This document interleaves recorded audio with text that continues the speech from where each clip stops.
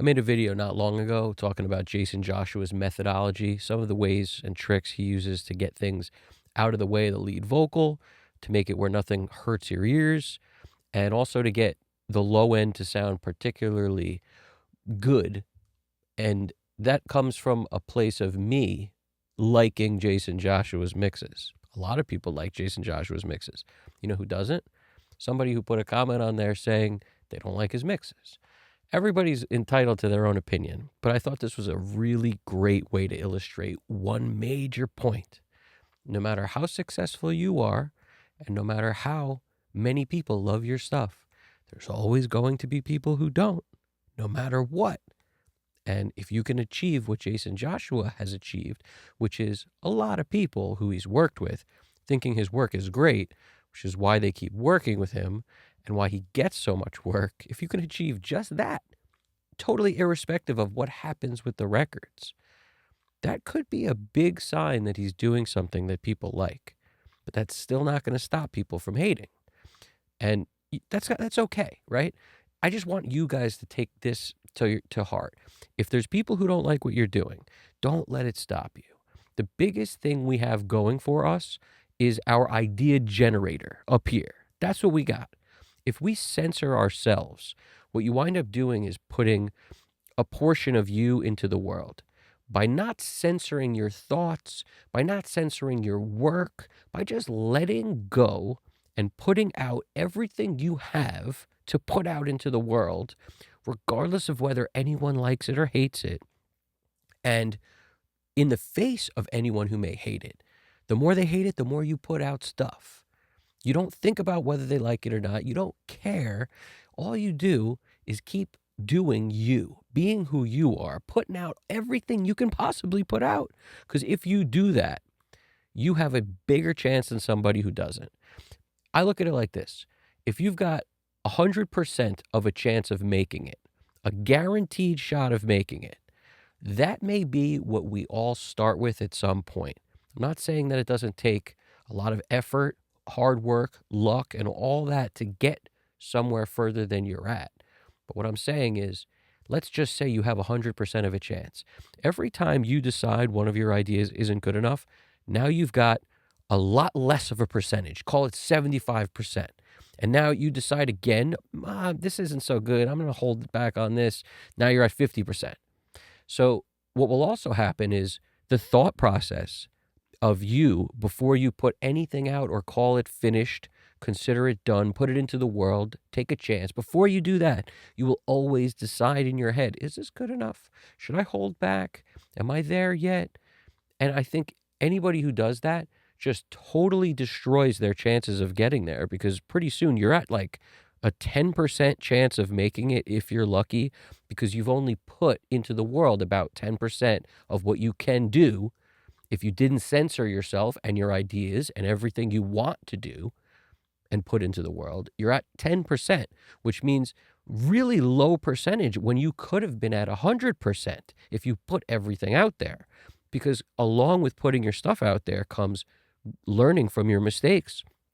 You're not going to get everything right all the time, but the thought that one thing you don't do right will hold you back, no. The thought that you have to maybe filter yourself is going to hold you back every time. Rather than putting your stuff out there, whether it fails or succeeds, it doesn't matter. You learn from it. The next one, you get better.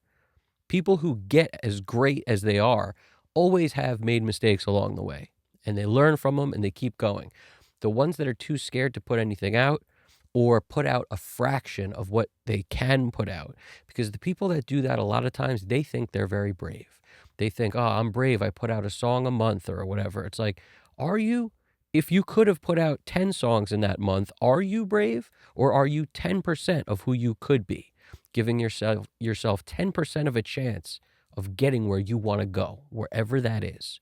It could be to a place where now you're working with artists who you feel are great. Maybe they're people you grew up listening to, or just, your bucket list of, I wish I could work with these couple people. Maybe you'll get that. Maybe something you do will cross over somewhere and get you catapulted from where you are to somewhere else. But if you only put out 10% of what you're capable of, you're really never going to get there. You have so much smaller of a chance.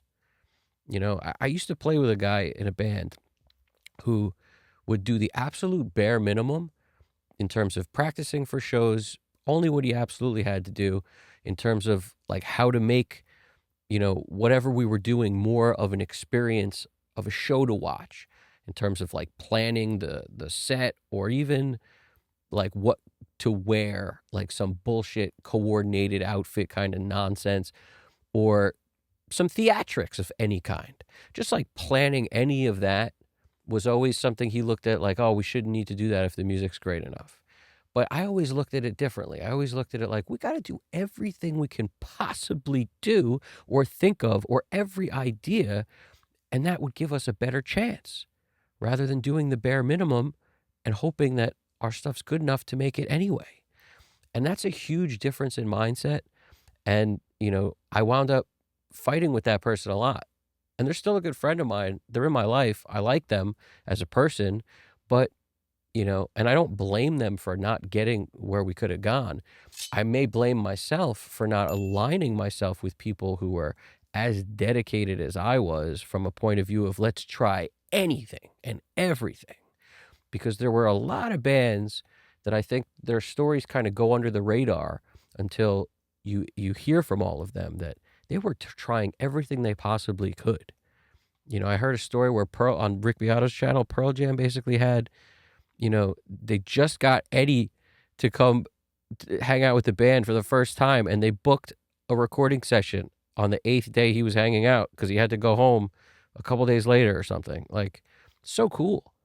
Just putting it all out there. Like, let's give it a shot. We got him here now. Let's do it. Let's go out of our way. Let's book the time.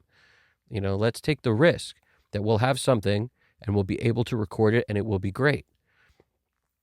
And I just think that it's so interesting that, a lot of people, it's such a low risk game to play when we record music nowadays.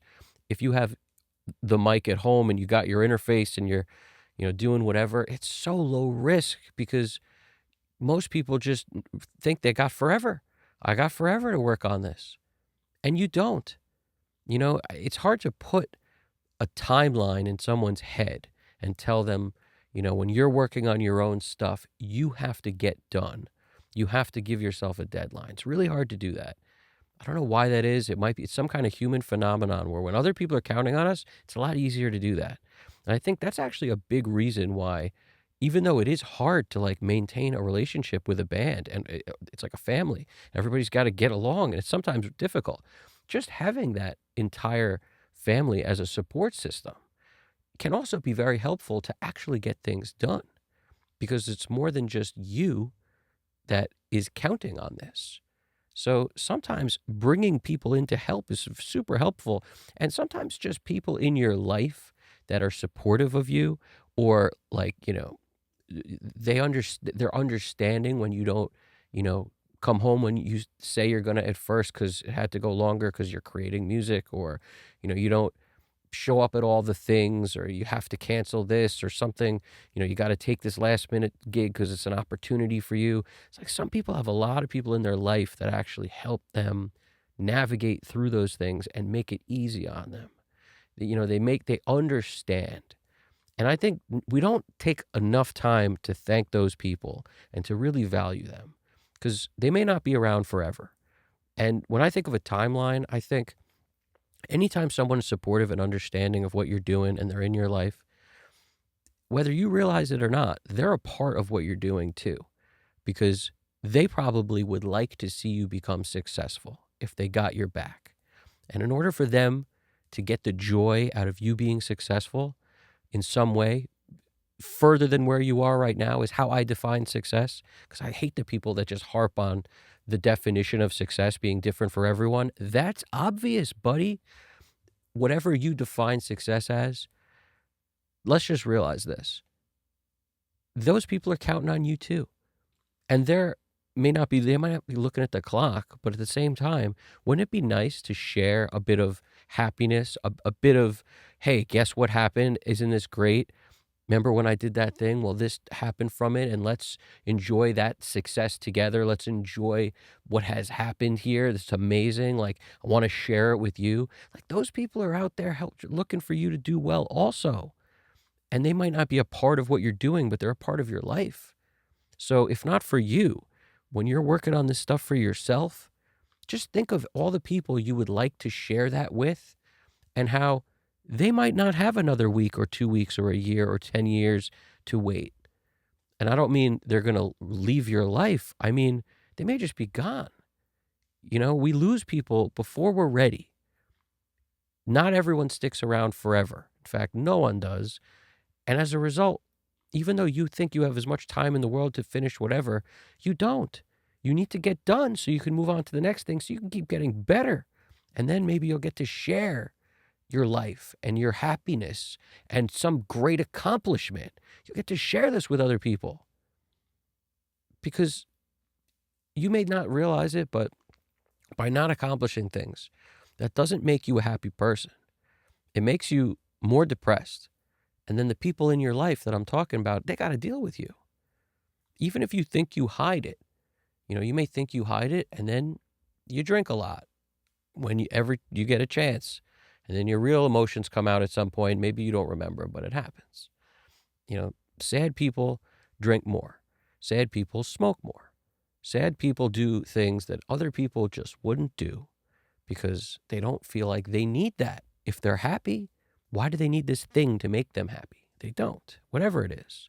So, you may not realize it. You may think you're hiding whatever, but you're not 100% of who you could be if you're holding back in any way, shape, or form.